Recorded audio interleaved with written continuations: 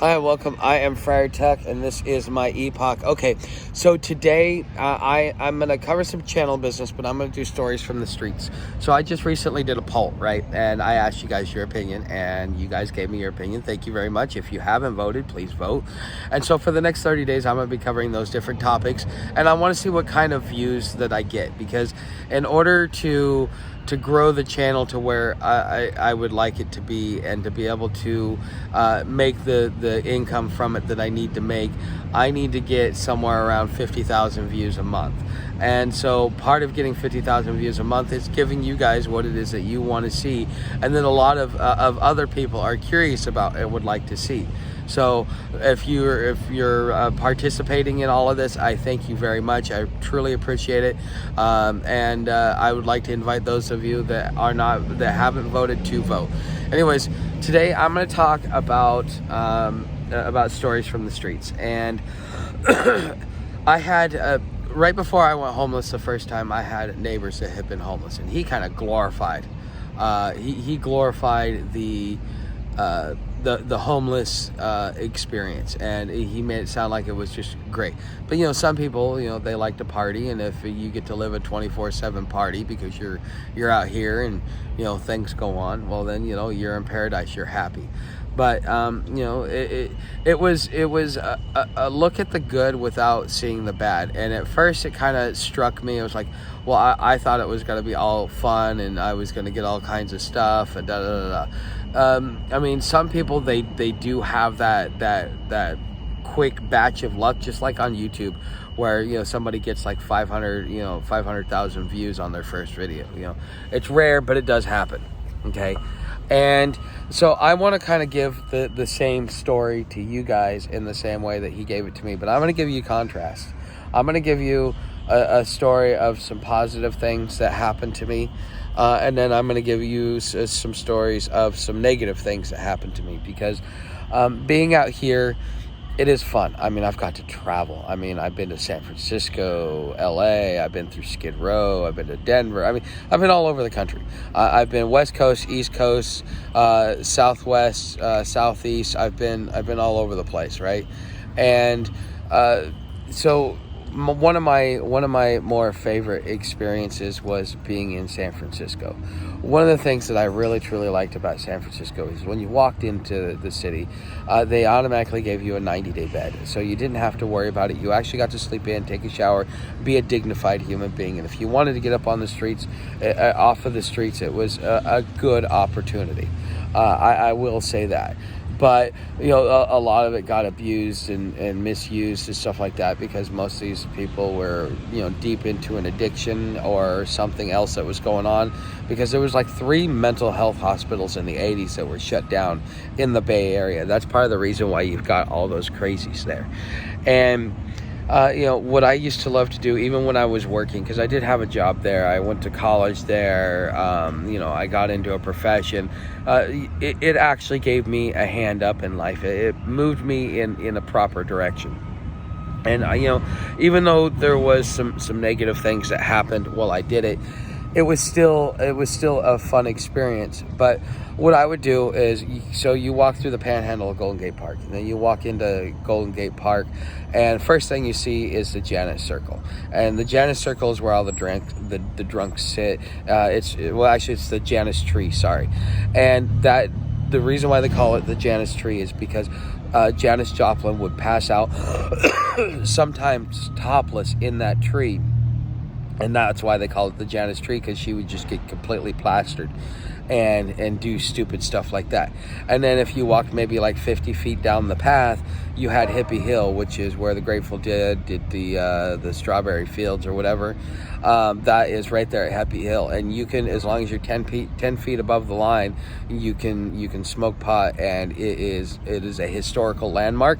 And so that's the only place where you can legally do it in the state of California without a medical license, because they still haven't legalized it as much as people think that they have. They haven't. They've just medicalized it.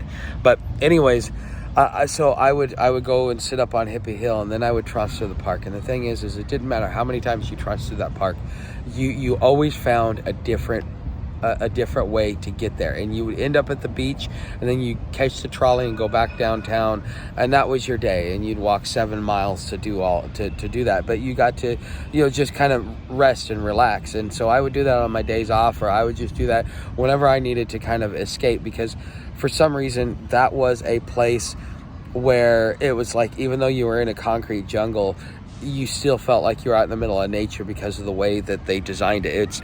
It's designed after Central Park.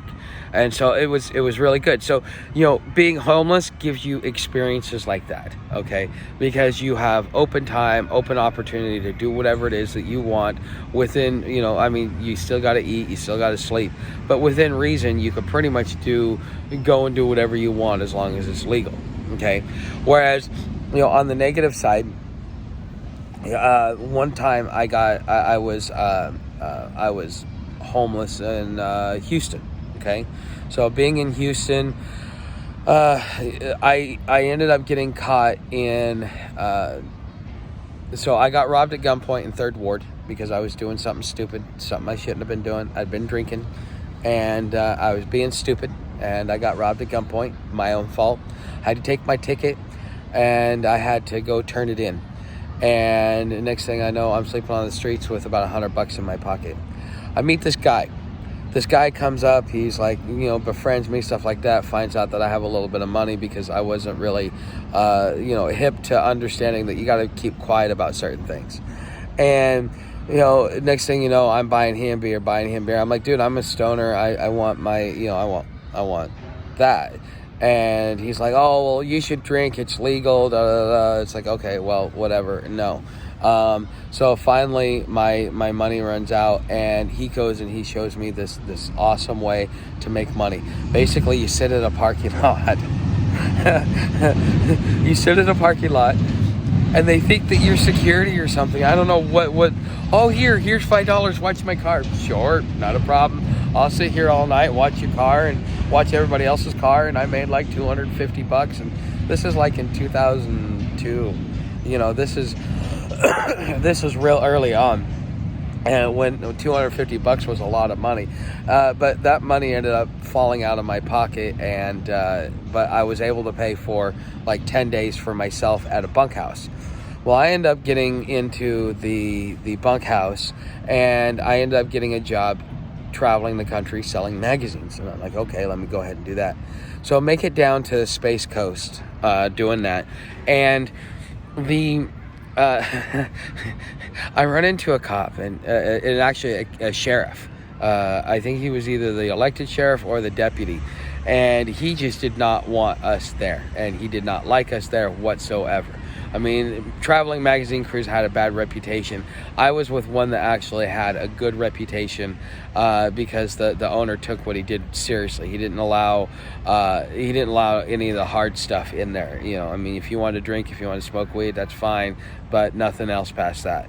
And it was so, just they had a bad rap. And so, anyways, the sheriff, stops me. He's like, "Oh, well, you don't have." I said, "Well, yeah, actually, under the Interstate Commerce Act, which is part of the Constitution, and is a federal powers. And here's the actual excerpt from the Constitution. It's an actual photocopy of it, so that you can read it in its legitimacy." Oh, he didn't like that. I don't give a goddamn about the Constitution. Had a sheriff tell me that, because he just didn't want me there. It didn't matter whether or not I had a legal right to be there or not. I've got to experience things like that, along the way. So not only did I lose a lot of money by hanging out with the wrong person and making the wrong choice, but then I end up getting myself in with selling magazines, which really didn't have a good reputation, and kind of made me basically I wasn't really a salesman. I was hawking magazines. So there's pros and there's cons to it all. I mean, I have been I got pissed off at my old man, because he was treating me the way I treated my ex-wife, and I didn't like it, and I understood why my ex-wife was so pissed off at me. And So I end up walking, walking out and everything else like that. And I end up making it to a place called The Land, which is about 35 miles outside of Orlando. And turns out they fed there 3 times a week. And I actually had to learn how to really, really hide. Like, I had to kind of blend in by using the elements around me to be able, in a tarp, because it was raining the couple of weeks that I was there, waiting to get paid and then waiting for my bus ticket to make it to LA. And, 3 times a week, if you had to either have money or you had to go stand in front of like a fast food restaurant and beg for food. You will have to do things like that. And as society breaks down, as the resources start to go away, as they start to get drained, like a lot of our other social systems, you're going to see a lot of this abundance that we're seeing right now. That's just the precursor to what they expect to be coming, because it's going to be scarce again very, very soon. And so, I mean, if you want to come out and you want to be homeless, yes, you have a lot of great, fantastic things that you can do. You can have a lot of fun, and you can have a lot of memories and a lot of stories, good and bad. And, when you make it through the bad, you're just going to be like, you know what, I'm so glad I did that, because now it makes me a stronger person. And when you make it through the good times are really, really good. So if you're deciding, is this something that I want to do? If circumstance, like how far, how much do I fight, or do I just let it come? It's up to you. And I kind of explained these 2 stories to give you a little bit of a contrast. So anyways, guys, you know how to help the channel. Become a subscriber. Everything else is down in the description. I'd love to hear your comments. I'd love to hear what you have to say, and I will see you in the next video.